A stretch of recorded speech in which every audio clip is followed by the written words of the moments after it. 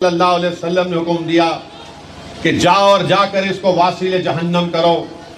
وہ گئے اور واپس آ کر اطلاع دی یا رسول اللہ صلی اللہ علیہ وسلم وہ جو اناب شناب بکتا تھا وہ واصل جہنم ہو گیا۔ تو اللہ کے رسول صلی اللہ علیہ وسلم نے اپنا عصا ابن انیس کو دیا اور کیا فرمایا رسول اللہ صلی اللہ علیہ وسلم نے کہ یہ حشر کے میدان میں یہ تمہارے لیے اور میرے لیے تمہاری پہچان ہوگی۔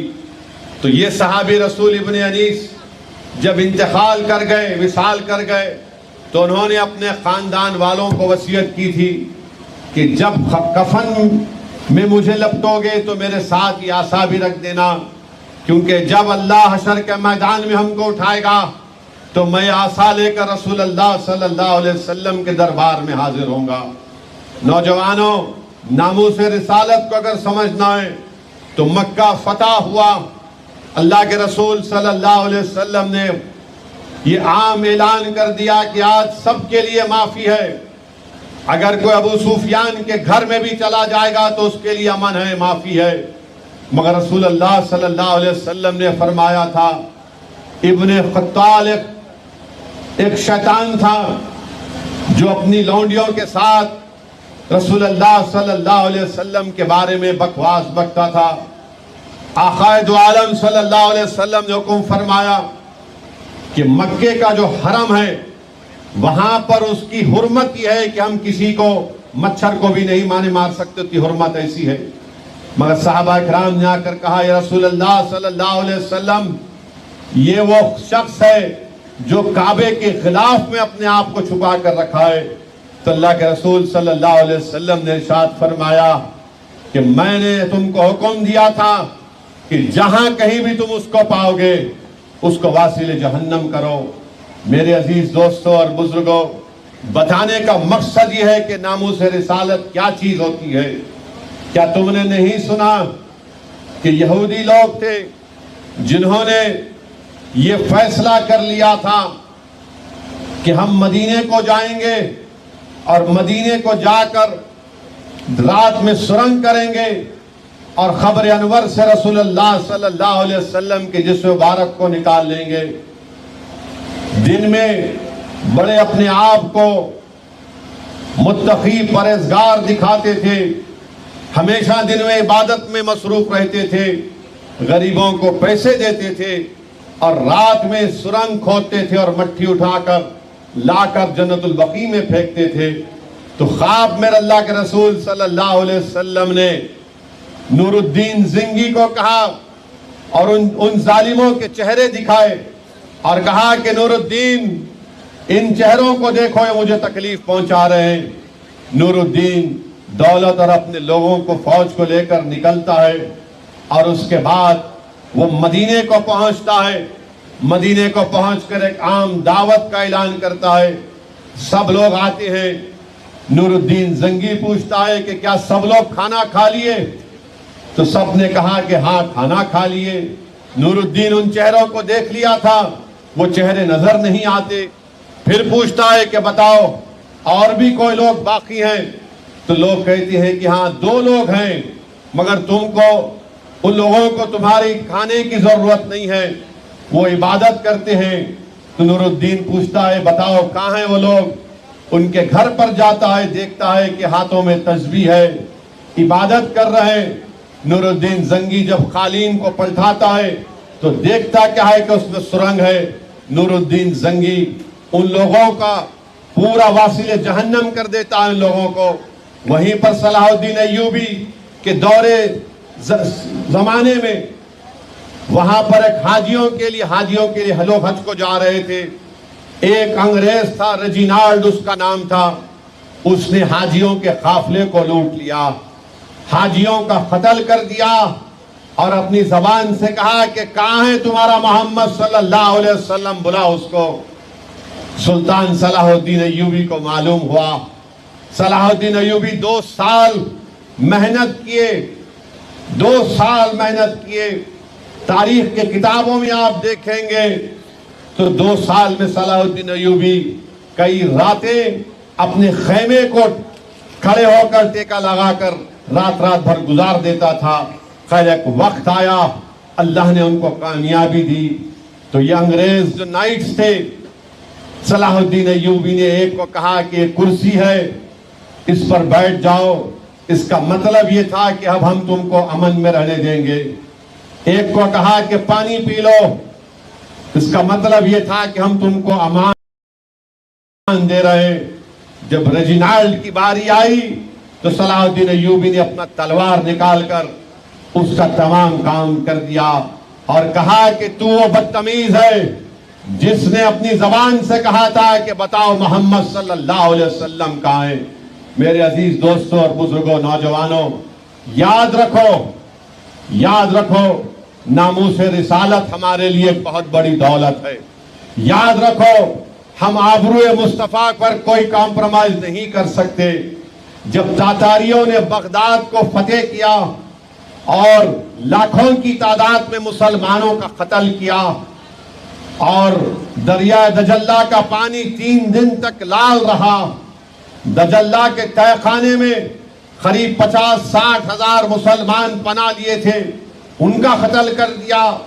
کوئی بغداد میں ایک بھی مسلمان نہیں تھا. تو ایک منگول تاتاری نے کہا کہ میں عیسائیت کو قبول کرتا ہوں, اور ایک عیسائی پادری سے کہا کہ تو اب میری فوج کو اپنے مذہب میں ڈالے. اور وہ جب کھڑے ہو کر بیان کرنا شروع کیا تو محمد صلی اللہ علیہ وسلم کی شان میں گستاخی کرنا شروع کیا. تو اس کا جو پالتو کتا تھا وہ بھونکنا شروع کر دیا. یہ منگول پریشان ہو گیا, بولا یہ کیا ہے؟ تو بولا نہیں, یہ بڑا نسلی کتا ہے, کیونکہ میرے ہاتھ سے اشارے کر رہا ہوں اس لیے وہ پریشان ہو گیا. پھر وہ رسول اللہ صلی اللہ علیہ وسلم کی شان میں بکواس بکتا ہے. اس کتا اپنی زنجیر کو توڑ کر اس شخص کے گلے پر جا کر اتنا اس کو پکڑ لیتا ہے کہ اس کو واصل جہنم کر دیتا ہے.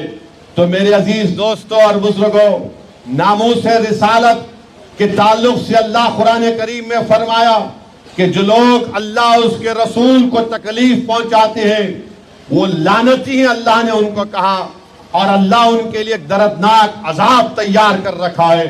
تو میرے عزیز دوستوں اور بزرگوں, یہ جو لوگ رسول اللہ صلی اللہ علیہ وسلم کی شان میں گستاخی کر رہے ہیں وہ لعنتی ہیں, اور اللہ ان کے لیے ایک دردناک عذاب تیار کر چکا ہے.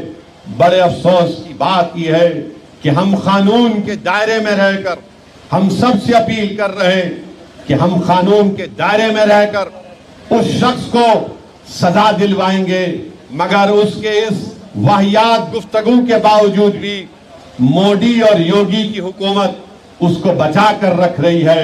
اس کو کہیں اس چوہے کو کسی جگہ پر بل میں چھپا کر رکھ دیا.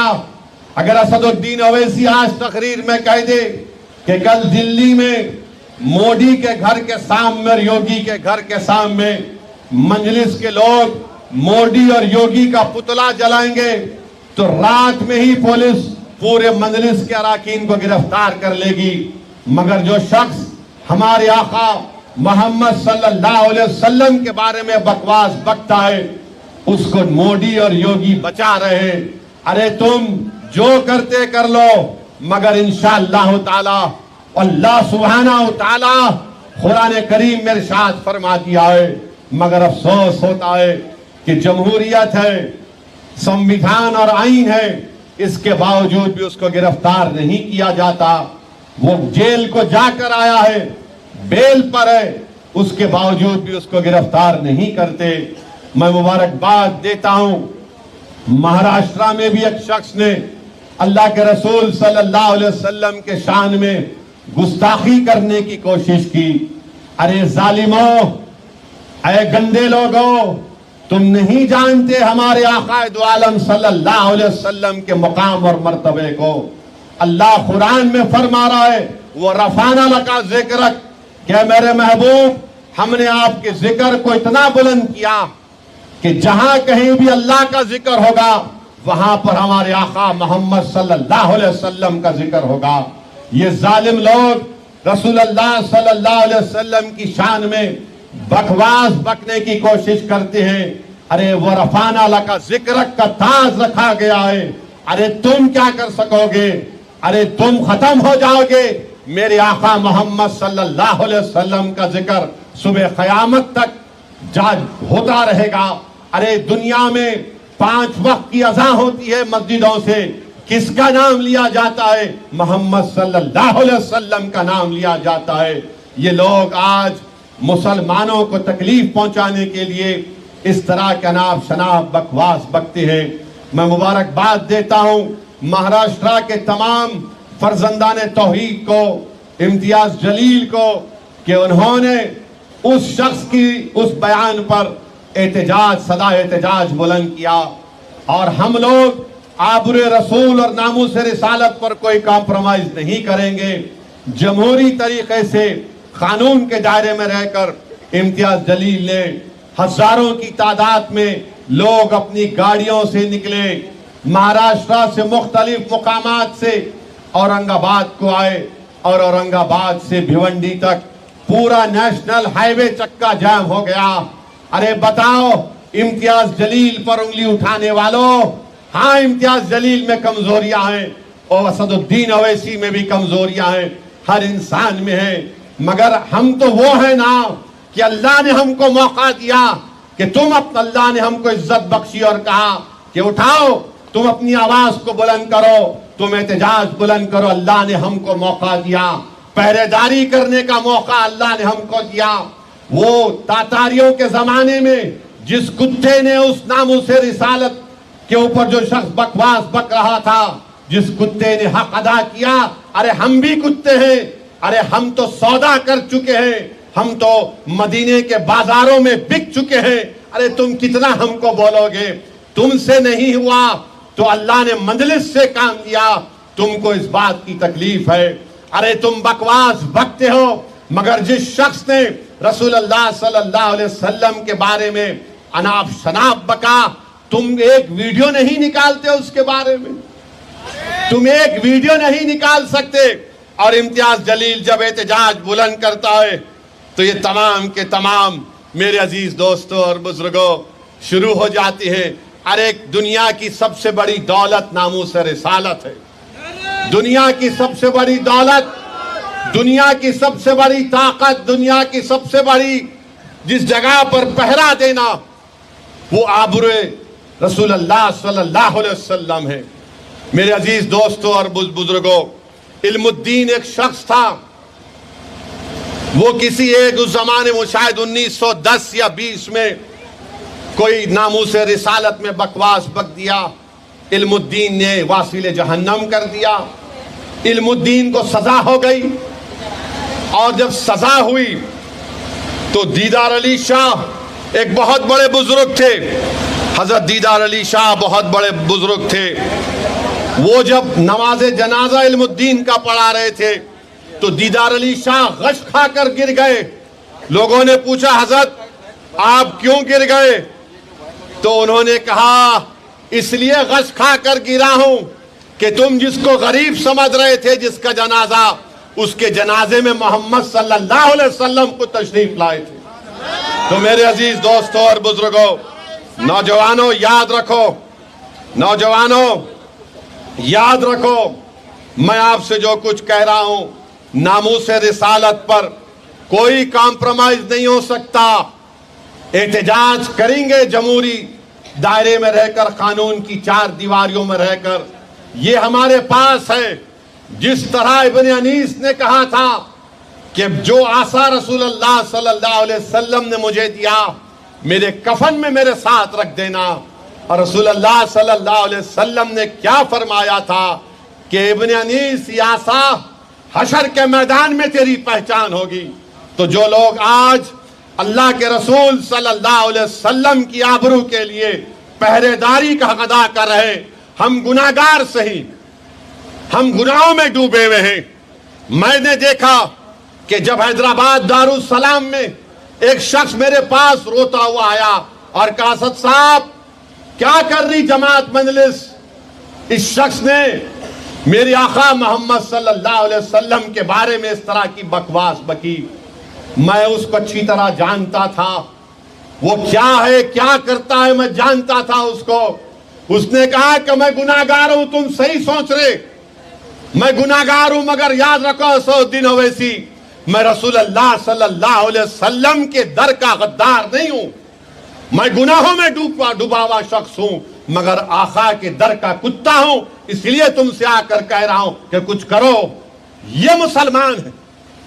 کچھ بھی ہوگا مگر جہاں پر بات آئے گی محمد صلی اللہ علیہ وسلم کی ناموس کی, وہ سب بھول جائیں گے. تو میرے عزیز دوستوں اور بزرگوں, اپنی صفوں میں اتحاد کو پیدا کرو. میں سلام کرتا ہوں مہاراشٹرا میں وہ جو چھوٹے چھوٹے بچے جلوس میں گئے تھے, احتجاجی جلوس میں, اور اپنے ماں باپ کے ساتھ گئے تھے, اور ان کی زبانوں پر ایک ہی ترانہ تھا, لبیک یا رسول اللہ, لبیک یا رسول اللہ صلی اللہ علیہ وسلم. نوجوانوں, اپنی اولادوں میں رسول اللہ صلی اللہ علیہ وسلم کی محبت پیدا کرو. یاد رکھو یہی چیز کام میں آنے والی. تم اگر اپنی اولاد کو رسول اللہ صلی اللہ علیہ وسلم کی محبت نہیں پیدا کرو گے, رسول اللہ صلی اللہ علیہ وسلم کے اہل بیت کی محبت نہیں پیدا کرو گے, صحابہ اکرام کی محبت نہیں پیدا کرو گے, ان کو قرآن نہیں پڑھاؤ گے, تو پھر نوجوانوں دنیا میں ہم میں اور اغیاروں میں کیا فرق باقی رہ جائے گا. تو میری آپ تمام سے اپیل ہے کہ اپنی اولادوں کو صحیح تربیت دو, مسجدوں کو آباد رکھو, نمازوں کو آؤ. یاد رکھو یہی چیزیں ہم کو دنیا میں کامیاب کرے گی. نوجوانوں, میں شیوا ریڈی پیٹ کے ذمہ داروں سے بھی اپیل کر رہا ہوں کہ اللہ قرآن میں فرماتا ہے وَاعْتَصِمُوا بِحَبْلِ اللَّهِ جَمِيعًا وَلَا تَفَرَّقُوا, کہ اللہ کی رسی کو مضبوطی سے تھام لو. اللہ کہہ رہا اللہ کی رسی کو مضبوطی سے تھام لو, اور تم اپنے آپ کو مت بانٹ لو, منتشر مت ہو جاؤ. اور وہ کیا ہے اللہ کی رسی؟ قرآن اور سنت. اللہ فرما رہا وَاعْتَصِمُوا بِحَبْلِ اللَّهِ, کہ اللہ کی رسی کو مضبوطی سے تھام لو. تم اگر ہم اور آپ اللہ کی رسی کو مضبوطی سے تھام لیں, وہ قرآن اور سنت ہے. بلکہ امام جعفر الصادق نے کہا تھا کہ وَاعْتَصِمُوا بِحَبْلِ اللَّهِ کا مطلب قرآن کے ساتھ اہل بیت بھی ہے. تو میرے عزیز دوستوں اور بزرگوں, نوجوانوں, متحد رہو. تم اگر متحد نہیں رہو گے انتشار کی کیفیت پیدا ہو جائے گی. تو ہم کیسے ان باطلوں کے طاقتوں کو, کیسے ان کو ہم مسمار کریں گے؟ اگر ہم متحد رہیں گے تو کیسے متحد رہیں گے؟ ہر کوئی بولے گا اتحاد پیدا کرو. اتحاد پیدا کرنے کے لیے بنیاد کیا ہوگی؟ ایک مسجد بنائیں گے, بلڈنگ بنائیں گے, یہ سٹیج بنائیں گے, تو بنیاد اچھی ہوگی نا. تو بنیاد کیا ہے؟ اللہ کی رسیوں کیا ہے؟ قرآن اور سنت. اس کو بنیاد بناؤ, اس بنیاد پر اپنے اتحاد کو مضبوط کرو. شیوا ریڈی پیٹ میں خرابات کے نوجوانوں, تو باطل طاقتیں, باطل طاقتوں کی ہوائیں, ان کا طوفان بھی آئے گا تو تمہارا اتحاد نہیں ہلے گا. تو پیغام یہی دے رہا ہوں کہ اپنے آپ میں اتحاد کو پیدا کرو, اللہ کی رسی کو مضبوطی سے تھام لو. اللہ قرآن میں فرما رہا ہے وَاعْتَصِمُوا بِحَبْلِ اللَّهِ, اللہ کی رسی کو مضبوطی سے تھام لو, متفرق نہ ہو جاؤ, اپنے آپ کو مت بانٹ لو. میرے عزیز دوستوں اور بزرگوں, یہ ہماری زندگی کا مقصد ہونا چاہیے کہ ہم اتحاد کو پیدا کریں. اور اتحاد کی جب بات آئی تو کیا آپ نے نہیں دیکھا کہ فلسطین میں 70% لوگوں کے گھر برباد کر دیے وہ ظالم بنیامین نتنیاہو. اللہ اس کو غارت کرے, اللہ اس کو جہنم کا کتا بنا کر جہنم میں ڈالے. 70% گھر فلسطینیوں کے برباد ہو گئے. 21 لاکھ کی آبادی میں 15 لاکھ لوگوں کے پاس گھر نہیں ہے. اتنا ملبہ وہاں پر ہے, ملبہ اٹھانے کے لیے ڈبری سے 12 سال لگیں گے ملبہ اٹھانے کے لیے. ان کے سامنے سمندر ہے, غزہ کی عوام کے سامنے سمندر ہے, ان کے سامنے ان کے تمام بربادی ہے. 40,000 سے زیادہ لوگ شہید ہو چکے ہیں, جس میں 15,000 معصوم بچے ہیں. 10,000 لوگ ابھی بھی ملبے کے نیچے ہیں. مگر کیا تم نے اور ہم نے اپنی آنکھوں سے, اپنے کانوں سے سنا کہ فلسطینی کہہ رہے ہیں کیوں ہوا یہ؟ کیا وہ اپنے قائدین کو گالی دے رہے ہیں؟ کیا وہ اپنے بڑوں کو گالی دے رہے ہیں؟ ٹینٹوں میں رہ رہے ہیں، ٹینٹوں میں۔ تم آج سیواریڈی پیٹ میں اپنے گھر کو جا کر آرام سے سو جاؤ گے۔ آج بارش کی بوندا بازی ہو رہی ہے۔ بتاؤ، سردیاں نکل گئی، 1 سال ہو گیا، پوری کڑاکے کی سردی، گرمی، اب پھر سردی آ رہی ہے۔ ٹینٹوں میں رہ رہے ہیں، کپڑے کے ٹینٹوں میں۔ ہاں ارے تم چھوڑو یار، تم کوئی آواز آ رہی ہے، وہ یہودی آواز آ رہے ہوں گے اس کی۔ بنجامن نیتنیاہو کا ٹوئی ہے وہ۔ کہاں ہے؟ کون سا مائک ہے تمہارا؟ کیا کرنا ہے اس کو؟ وہ کٹ کر دے رہے ہیں۔ کٹ کر دو، بنیامن نیتنیاہو کٹ کرو۔ یہ لے لیجیے، لے لو سب کو۔ ہاں، کبھی آپ نے سنا ان کی زبانوں سے؟ کپڑوں کے ٹینٹوں میں ہے۔ 11 ربیع الاول آیا تو نعت شریف پڑھ رہے ہیں۔ میرے بھائی، اس کو کہتے ہیں مردانگی، اس کو کہتے ہیں توکل۔ میں سلام کرتا ہوں ان فلسطینی ماؤں کو، ان فلسطینی بزرگوں کو، ان علماؤں کو جنہوں نے ایسے بہادر مجاہدین کو پیدا کیا کہ دنیا ان کے لیے تنگ کر دی گئی، مگر کوئی سمندر میں کود کر بھاگنے کے لیے تیار نہیں ہے۔ وہ فلسطینی کہہ رہا ہے کہ میں یہیں پر رہوں گا کیونکہ مجھے مسجد اقصی اور بیت المقدس کو حاصل کرنا ہے۔ 40,000 1 سال میں مر گئے۔ اگر سیواریڈی پیٹ یا کہیں پر پولیس اگر 3-4 بچوں کو اٹھا کر لے کر چلی جاتی تو آپ اور ہم پریشان ہو جاتے ہیں، فطری چیز ہے، مگر اپنے دلوں پر زور ڈال کے سوچو میرے عزیزو، 40,000 فلسطینی شہید ہو گئے، 40,000، 15,000 معصوم بچے ہیں، 50,000 زخمی ہیں، مگر کبھی ان کے چہروں پر پیشانی، ان کے چہروں پر، ان کی پیشانی پر تکلیف یا پریشانی کے آثار رونما نہیں ہوتے۔ ہم نے اور آپ نے دیکھا کہ باپ اپنے بچے کو گود میں اٹھا کر کہہ رہا ہے، یا رسول اللہ صلی اللہ علیہ وسلم، میں اپنے شیرخوار بچے کو دین اسلام کی سربلندی کے لیے قربانی دے دیا۔ یا رسول اللہ صلی اللہ علیہ وسلم، ایک بیوی کہہ رہی ہے کہ میں اپنی جوانی میں بیوہ ہوگی، میرا شوہر اسلام کے لیے شہادت پا لیا، یا رسول اللہ صلی اللہ علیہ وسلم۔ کوئی ماں کہہ رہی ہے کہ یا رسول اللہ، میرا بیٹا آ رہا ہے آپ کے پاس۔ میرے بھائی، ان فلسطینیوں کو یاد رکھو، یہ وہ لوگ ہیں جو مسجد اقصی اور بیت المقدس کی بازیابی کے لیے لڑ رہے ہیں۔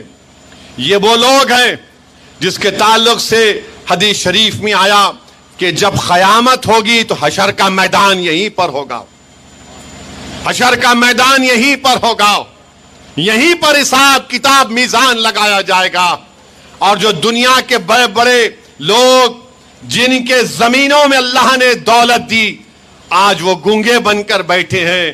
ارے ظالموں، تم کو اور ہم سب کو اپنے اپنے اعمال کا حساب دینا پڑے گا۔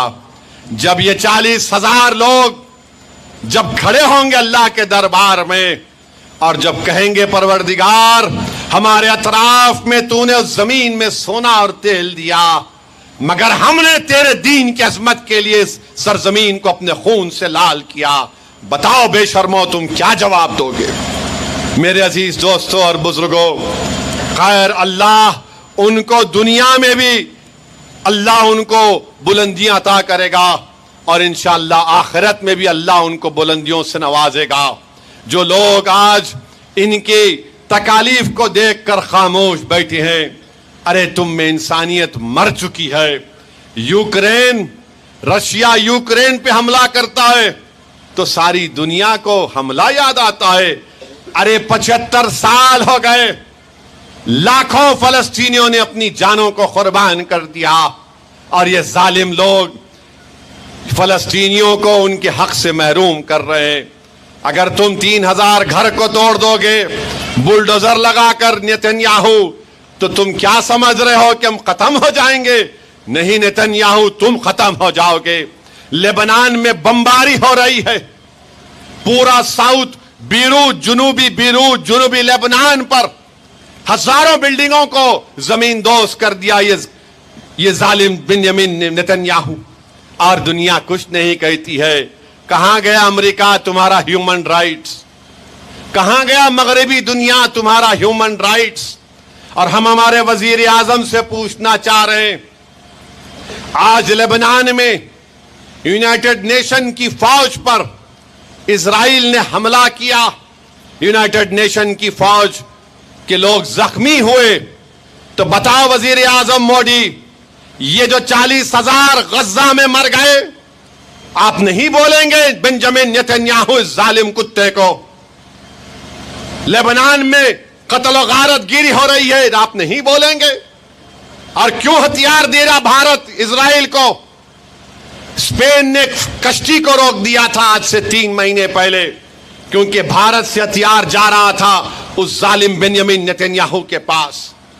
یہ غیر اخلاقی بات ہے. انٹرنیشنل کورٹ آف جسٹس کے 15 ججز نے ایک فیصلہ دیا کہ نسل کشی ہو رہی ہے فلسطینیوں کی. میرے عزیز دوستوں اور بزرگوں، ہم دعا ضرور کریں گے، مگر مت بھولو ان فلسطینیوں کو. یہ فلسطینی صرف یہی چاہتے ہیں کہ دنیا میں جہاں کہیں بھی ہم آباد ہیں، یہ فلسطین صرف مسلمان کا مسئلہ نہیں ہے، یہ انصاف کا مسئلہ ہے. کیا کہا تھا مہاتما گاندھی نے؟ مہاتما گاندھی نے کہا تھا کہ فلسطین عربوں کے لیے ہے، مگر آج ہمارے حکومت کی پالیسی کیا ہے آپ دیکھ رہے ہیں. مگر مجھے یقین ہے کہ انشاءاللہ تعالی فلسطینی کامیاب ہوں گے، وہاں پر اور لیبنان کے وہ مجاہدین کامیاب ہوں گے. ارے یہ لوگ موت سے ڈرنے والے نہیں ہیں، یہ موت کو اپنی محبوبہ سمجھتے ہیں، یہ موت کو گلے لگا لیتے ہیں. اور یہ مرنے والے لوگ ہیں، یہ سمجھتے ہیں کہ ہم مسجد اقصی کے لیے، القدس الشریف کے لیے ہم اپنی جانوں کے نذرانے کو پیش کرتے رہیں گے. ان کی ماں نے ان کو یہ کہہ کر پیدا کیا اور پالا اور پوسا کہ مسجد اقصی اور بیت المقدس کی بازیابی تک میرے بیٹے تجھے لڑنا ہے. میرے عزیز دوستوں اور بزرگوں، ہم ان فلسطینیوں کو ہرگز نہ بھولیں، ان کے لیے کثرت سے دعا کریں. اور اللہ کی ذات بہت بڑی ہے.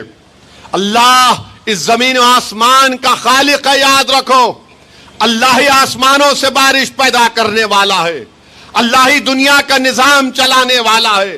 اللہ ہی نے سورج کو بنایا، اللہ ہی نے ہی چاند کو بنایا، اللہ ہی نے ہی ہم کو رزق پہنچایا ہے، اللہ ہی نے ہم کو پیدا کیا ہے خون کے دتڑے سے. انشاءاللہ تعالی اللہ ان مظلوموں کی مدد کرے گا. اور مجھے یقین ہے کہ ہم اور آپ اپنی زندگی میں ان فلسطینیوں کی کامیابی کو دیکھیں گے. انشاءاللہ تعالی ہم اور آپ وہ دن دیکھیں گے جب مسجد اقصی آزاد ہوگا ان ظالموں کے، ان کے شکنجے سے انشاءاللہ تعالی. میرے عزیز دوستوں اور بزرگوں، بس آپ سے گزارش یہ ہے کہ وَاعْتَصِمُوا بِحَبْلِ اللَّهِ، کہ اللہ کی رسی کو مضبوطی سے تھام کے رکھو، متفرق مت ہو جاؤ، اتحاد کو مضبوط کرو. اور مجلس اتحاد المسلمین آپ کی جماعت، مجلس اتحاد المسلمین کو مضبوط رکھیے، مجلس اتحاد المسلمین کو کامیاب کریے. آپ دیکھیے جینور میں اتنا بڑا فساد ہوا، جینور میں اتنا بڑا فساد ہوا. جب فساد ہو رہا تھا تو مجھے فون آیا وہاں سے کہ اسد صاحب ایک بہت بڑا ماب آیا ہے اور دکانوں پر، مسجدوں پر حملہ کر رہا ہے. میں نے فوراً یہاں پر ڈی جی پی سے بات کیا، یہاں کے وزیر اعلیٰ کے آفس میں بات کیا. پھر مجھے دوپہر میں 1-2 گھنٹے کے بعد کہا گیا کہ اسد صاحب ایک مدرسے اور اسکول کے چھوٹے بچے پھنسے ہوئے ہیں، وہاں پر ماب گھیر لیا اسکول کو. میں اندازہ نہیں کر سکتے کتنی فکر میں، پریشانی میں میں آ گیا. خیر اللہ کا کرم ہوا، وہاں کے پولیس والوں کو، یہاں ڈی جی پی کو بولا تو پولیس کی گاڑیوں میں ان معصوم بچوں کو لے جا کر ان کے ماں باپ کے گھروں تک پہنچایا گیا. پھر اس کے بعد فساد ہوا. مجلس نے ہی سب سے پہلے پورے متاثرین کے بینک اکاؤنٹ نمبر بلائے، نمبر منگوائے اور ہم نے اپنے ٹرسٹ سے 32 لاکھ روپے ایک ایک کی دکان اور گھر میں اکاؤنٹ میں ڈالے.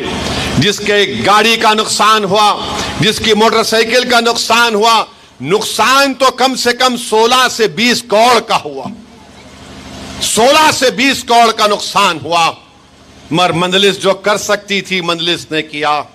اگر کوئی صاحب استطاعت ہے تو ضرور ان جے نور کے ان متاثرین کی مدد کریں. پھر ہم نے 10 لاکھ کی لاگت سے وہاں پر کٹ بنائے, کھانے کے کٹ بنائے, اس کو اٹھا کر رکھا. میں خود جانا چاہتا تھا مگر حضرت پولیس نے کہا کہ دولے بھائی نہیں آ سکتے. تو میں نے کہا کوئی بات نہیں. ہم نے عادل آباد کے نذیر کو کہا, ہمارے صدر کو, کہ جاؤ تم جا کر وہ 1000 کھانے کے کٹ جے نور کے ہمارے غریب عوام میں بانٹو. ان تمام نے ہم کو دعائیں دیں. ارے مجلس کو گالی دینے والوں, تم یہ بھی نہیں کر سکتے. مجھے کوئی شکایت نہیں ہے, مجھے معلوم کہ اللہ جس سے کام لینا چاہتا اس سے اللہ کام لیتا ہے. جس کے دل میں طلب ہے اللہ انہی کو ہی موقع دیتا ہے خدمت کرنے کا. جو بے چین اور بے قرار رہتے ہیں مظلوموں کی تکلیف کو دیکھ کر, جو جے نور کے مسلمانوں کی تکلیف کو اپنے سینوں میں جنہوں نے محسوس کیا, اللہ نے ان کو ہی موقع دیا خدمت کرنے کا. جنہوں نے اللہ کے رسول صلی اللہ علیہ وسلم کی شان میں جس نے گستاخی کی, جس کے آنکھ میں آنسو آ گئے, جس کے رونگٹے کھڑے ہو گئے, جو کرب کے ماحول میں تھا, جو رو رہا تھا کہ میں غلامی کا حق کیسے ادا کروں, تو اللہ نے امتیاز جلیل کو موقع دیا. سرزمین حیدرآباد پر جب وہ دیوانہ آ کر دارالسلام میں مجھ سے کہا کہ اسد الدین تم جانتے ہو تم میری زندگی کو, مگر میں رسول اللہ صلی اللہ علیہ وسلم کے در کا غلاموں کا غلام ہوں, میں آقا سے غداری نہیں کر سکتا, کچھ کرو. تو ماجد حسین اٹھا, نام پلی کا میلے جا کر کمپلین دیا. ہم تمام مل کر وفد کی شکل میں گئے. ہم نے اپنی جو بھی ہم سے ہو سکتا تھا جمہوری طریقے سے ہم نے اس کو اپنی کوششوں کو ادا کیا. میرے عزیز دوستوں اور بزرگوں, آج آپ دیکھ رہے ہیں کہ ہم کو اور آپ کو دبانے کے لیے, ہمارے وجود کو مٹانے کے لیے, ہمارے مسجدوں کو چھیننے کے لیے, ہمارے قبرستانوں کو ختم کرنے کے لیے, درگاہوں کو مسمار کرنے کے لیے, خانقاہوں کو ویران کرنے کے لیے مودی کی سرکار نے ایک وقف کا بل لایا. اور میں بار بار کہہ رہا ہوں, اگر خدا نہ خواستہ یہ بل قانون بنے گا تو ہماری مسجدیں چھین لی جائیں گی, درگاہیں چھین لی جائیں گی, قبرستانوں کو مسمار کر دیا جائے گا, خدا نہ خواستہ خانقاہوں میں اس کو ویران کر دیا جائے گا. کیونکہ یہ قانون اگر بنے گا تو اس میں تمام چیزیں چھیننے کی گنجائش رکھی گئی. وقف بائی یوزر ختم کر دیا گیا. اگر اس مسجد کے بارے میں میں پوچھوں, مولانا یہاں پر ہے, مسجد کے ذمہ دار ہے نا, اس مسجد کا کوئی رجسٹرڈ ڈاکیومنٹ ہے؟ مسجد کا رجسٹرڈ ڈاکیومنٹ نہیں ہے. آپ لوگ چندہ کر کے مسجد بنائے, زمین کوئی دیے تھے, زمین میں نے 100 سال پرانے. اب آ کے یہ قانون بنے گا تو بولیں گے نہیں یہ مسجد نہیں ہے, رجسٹرڈ ڈیڈ کہاں لاؤ, کہاں سے لائیں گے؟ سیکشن 36 جا کر پڑھو اس بل کا, ریٹروسپیکٹیو افیکٹ. کلیکٹر کے پاس جب رجسٹر کرانے جائیں گے کلیکٹر بولیں گا کہاں ہے مولانا, کاغذ کہاں ہے؟ مکہ مسجد کا کاغذ کہاں سے لاؤں گا میں؟ 400 سال پرانی مسجد, دلی کی جامع مسجد, اس کا کاغذ کہاں سے لاؤں گا میں؟ تو مودی اس طرح کا بل بنا رہے ہیں, رجسٹرڈ ڈیڈ لے کر آؤ. قبرستان ہے, اس کا ڈیڈ کہاں ہے؟ کہاں سے ڈیڈ لائیں گے؟ خبر میں لوگ سو رہے ہیں. درگاہ ہے, نہیں اس کا ڈیڈ کہاں ہے, کاغذ کہاں ہے؟ وقف بائی یوزر ختم کرنا چاہتے. کلیکٹر صاحب اگر کوئی جا کر بول دیے نہیں یہ جو وقف کی جائیداد ہے یہ نہیں ہے, کلیکٹر انکوائری آرڈر کرے گا. یہ بل میں لکھا ہوا ہے جب کلیکٹر انکوائری آرڈر کرے گا تو جب تک انکوائری مکمل نہیں ہو جاتی، اور انکوائری مکمل کرنے کا کوئی ٹائم لیمٹ نہیں، اس وقت تک وہ وقف کی پراپرٹی نہیں رہے گی۔ تو تمام یہ سنگھ پریوار بی جے پی کے لوگ جائیں گے، یہ وقف کی پراپرٹی نہیں ہے، یہ ہمارے باپ کی ہے۔ کلیکٹر انکوائری آرڈر کریں گا اور وہ وقف کی پراپرٹی نہیں رہیں گی، انہیں انکوائری کریں گے نہیں، ہم وقف کو کھو دیں گے۔ یہ بل میں کر رہے ہیں نریندر مودی۔ میرے عزیز دوستوں اور بزرگوں، ان کا مقصد ایک ہی ہے، اور کیا کر رہے ہیں؟ لمیٹڈ وقف بورڈ میں، سینٹرل وقف کونسل میں غیر مسلم کو ممبر بنا رہے ہیں، اور بولتے نہیں نہیں نہیں، اگر غیر مسلم کو بنائے، ہندو بھائی کو بنائے تو کیا تکلیف ہے؟ ارے بھائی صاحب، اتر پردیش میں جتنے بڑے بڑے مندروں میں قانون بنا دیا کہ اس کا کمشنر، اسسٹنٹ کمشنر، نوکر ہندو ہوگا، اور یہ بھی قانون بنا دیا اگر وہ جس دن ہندو نہیں رہے گا ممبرشپ ختم۔ تلنگانہ میں وہ قانون انڈومنٹ بورڈ کا، آندھرا کا، تمل ناڈو کا، اوڈیشہ کا، وہاں پر کیا کریں گے آپ؟ نہیں نہیں نہیں، وہ جو ہے وہ الگ ہے۔ وہ کیا الگ ہے، یہ کیا الگ ہے؟ وہ بھی ہمارے ہندو بھائیوں کا انڈومنٹ بورڈ ہے۔ بولتے نہیں چیریٹیبل ہے، ارے دیوانے کیا کان میں پھول ہے ہمارے؟ ریلیجیس اینڈ چیریٹیبل، یہ بھی وہی ہے۔ وقف بورڈ کیا ہے؟ یہ سب چھیننے کی تیاری ہو رہی ہے۔ گجرات میں سومناتھ میں 1200 سال پرانی درگاہ تھی۔ کتنے پرانی؟ 1200 سال پرانی درگاہ۔ جوناگڑھ کے نواب نے 1947 میں یہ گورنمنٹ کے ڈاکومنٹ میں لکھایا کہ کیونکہ نواب تھے، انہیں کہا کہ میرے حکومت کی پراپرٹی ہے مگر قبرستان اور درگاہ ہے۔ ملک آزاد ہوا، وہ حاکم نہیں رہے، گورنمنٹ آف گجرات آ گئی، وہ ریفلیکٹ ہوا، مگر وقف با یوزر تھا قبرستان اور درگاہ۔ 47 میں انٹری ہوئی، سپٹمبر 2024 میں مودی نے کہا اب تم نوٹس دو درگاہ والوں کو کہ وہ جو 75 سال پہلے جو انٹری ہوئی تھی وہ غلط ہے، یہ گورنمنٹ کی پراپرٹی ہے۔ درگاہ کے لوگ پریشان، بولے کاغذ لاؤ، وہ بولے ٹائم دو۔ کلیکٹر بولا نو ٹائم۔ وقف ٹریبونل کو گئے، ٹریبونل کے پاس گجرات کی بی جے پی کی سرکار جا کے بولی ہم کو ٹائم دو، ہم فلاں تاریخ کو آئیں گے۔ دوسرے دن رات کے صبح کے 1 بجے پورے درگاہ کے کمیٹی کے لوگوں کو گرفتار کر لیے، اور صبح 5 بجے سے 1200 سال کی درگاہ اور 2 مسجدوں کو شہید کر دیے۔ ابھی قانون نہیں بنا، کلیکٹر کو پاور دیے تھے نا، یہ کام گجرات میں کلیکٹر نے کر دیا۔ اب یہ قانون بنے گا تو ہر کلیکٹر بولے گا نو نو نو، مسجد میری ہے، قبرستان تمہارا نہیں ہے، عیدگاہ تمہارا نہیں ہے۔ میرے بھائی، میں پورے بھارت کے مسلمانوں کو بتا رہا ہوں، خواب غفلت سے بیدار ہو جاؤ۔ میں بتا رہا ہوں مودی کو، اگر یہ وقف کا قانون بنے گا تو ملک میں سوشل انسٹیبلٹی پیدا ہوگی۔ ہم بھارت کو 1980 اور 1990 کے دہے میں لے کر جائیں گے۔ ہم ایک مسجد کو کھو چکے ہیں مودی، اب کوئی مسجد قبرستان کو نہیں کھوئیں گے۔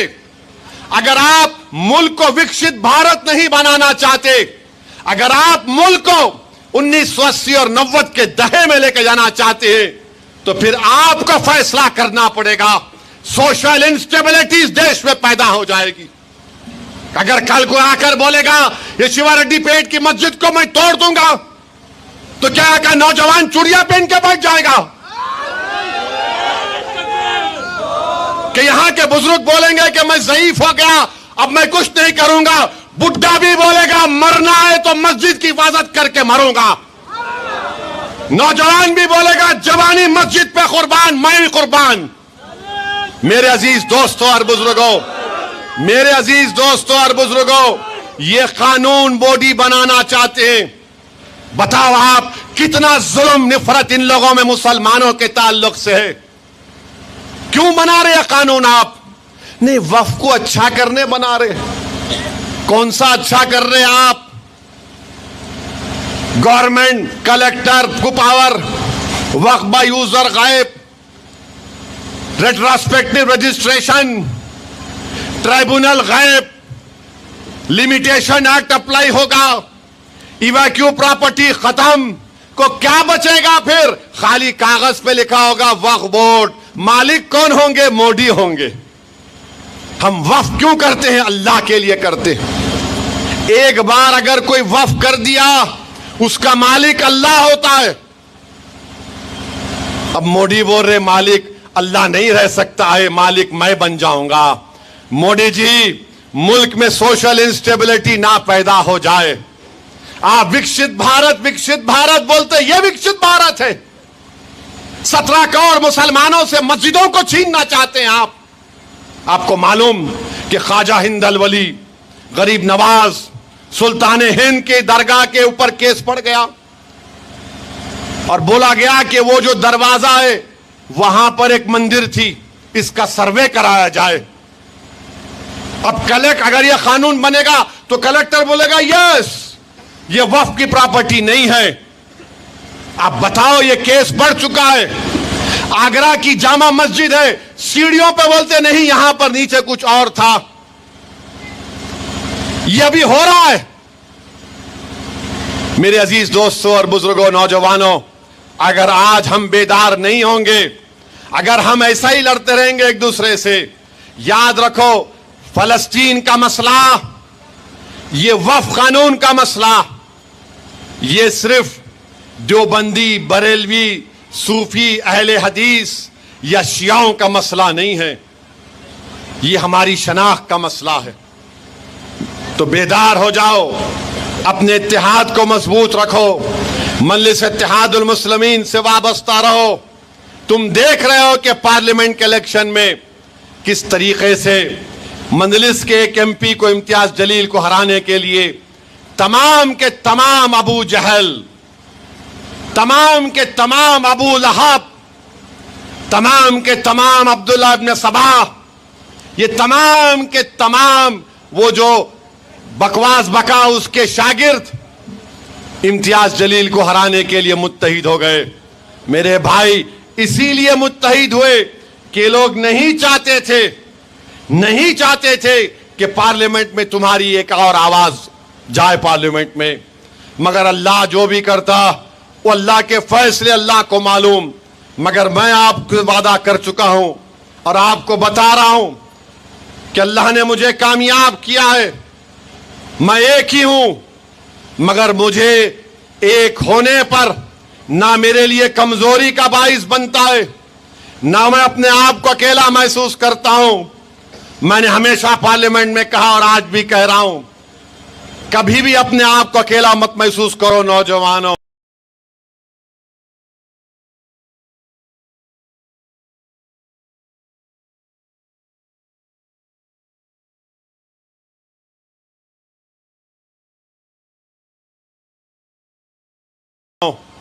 کبھی بھی ان پر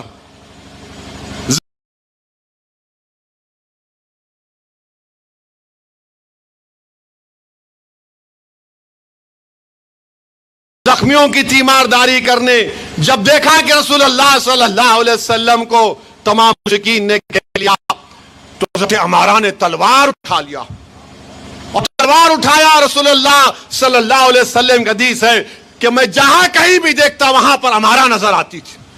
اور آقا دو عالم صلی اللہ علیہ وسلم نے فرمایا کہ اے عمارہ میری نسلیں تجھ پر قربان، تو ناموس رسالت پر پہرا دے رہی ہے. تو نوجوانوں، یہ وقت کٹھن ہے مگر تاریخی وقت ہے. تاریخی اس لیے ہے، اگر آج تم گر جاؤ گے، اگر آج تم جھک جاؤ گے، اگر آج تم ڈر جاؤ گے تو آنے والی نسلیں تم کو ڈرپوک کے نام سے پکارے گی. آنے والی نسلیں تم کو کہے گی یہ جھک گئے. یہ کمزوری کا کی مثالیں پیش کیے۔ میرے عزیز دوستوں اور بزرگوں، یہ وقت قیام کا ہے۔ جیسا کہ کسی شاعر نے کہا کہ نادان سجدے میں گر گئے جب وقت قیام آیا، یہ سینہ تان کر کھڑے ہونے کا وقت ہے۔ سبق حاصل کرو ان فلسطینیوں سے جو رو تو رہے ہیں مگر ان کے حوصلے ختم نہیں ہو رہے ہیں، جو اپنی بچوں کی، اپنی ماں کی، باپ کی لاشوں کو دیکھ کر آنکھ میں آنسو آ رہے ہیں مگر ان کے حوصلے اور بلند ہو رہے ہیں۔ 1 سال تک اسرائیل سے مقابلہ کر رہے ہیں۔ اسرائیل کا مطلب امریکہ، کچھ نہیں ہے ان کے پاس۔ ان کا پاس کیا ہے؟ جذبہ ہے، ایمان کی دولت ہے، اللہ پر اٹوٹ توکل ہے۔ اسرائیل کے دانت انہوں نے گھسا دیے، اسرائیل سمجھ نہیں پا رہا ہے۔ مغربی ممالک کے لوگ یہ دیکھ کر پریشان ہیں، یہ کون ہے؟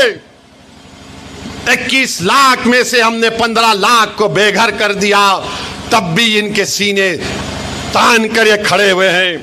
ان کے سامنے ان کے بچوں کو مار دیا گیا، ان کی بیٹیوں کو دفنا دیا گیا، ان کے گھروں کو برباد کر دیا گیا، ان کے مسجدوں کو ختم کر دیا گیا، ان کے ڈاکٹروں کو، ٹیچروں کو ختم کر دیا گیا، مگر آج بھی وہ کھڑے ہیں اور کیا کہہ رہے ہیں؟ حسبنا اللہ و نعم الوکیل، حسبنا اللہ و نعم الوکیل، اللہ اکبر، اللہ اکبر کے نعرے لگا رہے ہیں۔ تو نوجوانوں، بزرگوں، میری عزت دار ماں اور بہنوں، اپنے حوصلوں کو بلند رکھو۔ وطن عزیز کو بچانا ہے۔ ہریانہ کا الیکشن غلطی سے جیت گئے مودی، غلطی سے جیت گئے۔ اب کیسا جیتے؟ میں تو نہیں تھا وہاں پر، ورنہ بولتے بی ٹیم بی ٹیم، انہوں گئے تو ایسا ہوا، انہوں گئے تو ایسا کرے۔ میرے کو بہت سے لوگ بولے، میں بولا بیٹھو یہاں تھوڑا بیٹھ کے تماشا دیکھیں گے اپن بھی، یہ جھمک جھکا جو کر رہے نا دیکھیں گے کیا ہوتا۔ ہار گئے نو وہاں پہ، اب کس کی وجہ سے ہارے بولو آپ؟ اب سمجھ میں نہیں آ رہا ان لوگوں کو، ہارنے والوں کو۔ ارے شیروانی تو نہیں آئی آپ کی، سر پہ ٹوپی داڑھی والا نہیں آیا بھڑکاؤ بھاشن دینے، ہم کیسا ہار گئے؟ میں ان لوگوں سے کہنا چاہ رہا ہوں، پرانی پارٹی سے ذرا سمجھو میری بات کو، سمجھو میری بات کو۔ مودی کو ہرانا ہے نا تو تم کو سب کو ساتھ لے کر چلنا پڑے گا، تم اکیلے کچھ بھی نہیں کر پاؤ گے، تم کو ساتھ لے کر چلنا پڑے گا۔ مہاراشٹرا میں ہم نے کہا، امتیاز جلیل نے خط لکھ کر دیا کہ آؤ ہم بات کرنے تیار ہیں، آپ بات کریے۔ ہم بھی نہیں چاہتے کہ مہاراشٹرا میں دوبارہ شنڈے، فڈنویس اور اجیت پوار کی حکومت بنے، ہم نہیں چاہتے، مگر آپ بات چیت کرو، کرے تو اچھا ہے، نہیں کریں گے تو مجھے بھی تو اپنی پارٹی چلانا ہے نا۔ میرے 2 MLA ہیں، مالیگاؤں میں مفتی اسماعیل صاحب، دھوریا میں فاروق شاہ ہیں، امتیاز جلیل 3,20,000 کے اوپر ووٹ حاصل کیے، اورنگ آباد میں میرے 26 کارپوریٹر تھے، ناندیڑ میں ہیں، شولاپور میں ہم نے فاروق کو اپنا امیدوار بنایا ہے۔ میرے عزیز دوستوں اور بزرگوں، مجلس اتحاد المسلمین کی کامیابی کے لیے بھی آپ دعا کریے کہ مہاراشٹرا میں اللہ مجلس اتحاد المسلمین کو کامیاب اور کامران کرے، مجلس کے اراکین کو اللہ MLA بنائے اور MLA بنا کر امتیاز جلیل کی قیادت میں ایوان میں جائے، تاکہ اگر کوئی چٹکٹ، کوئی ٹک ٹک بولے گا تو اس کو جواب بھی ملے گا۔ اتنے دوسرے بھی MLA ہیں مسلمانوں کے، جیت کے گئے تھے، مگر یہ مجلس کو اللہ نے اعزاز سے نوازا کہ ہم نے احتجاج کیا۔ بہرحال میرے عزیز دوستوں اور بزرگوں، آپ تمام کا شکریہ، اور امید کرتا ہوں کہ وقارآباد میں مجلس اتحاد المسلمین کو آپ مضبوط کریں گے۔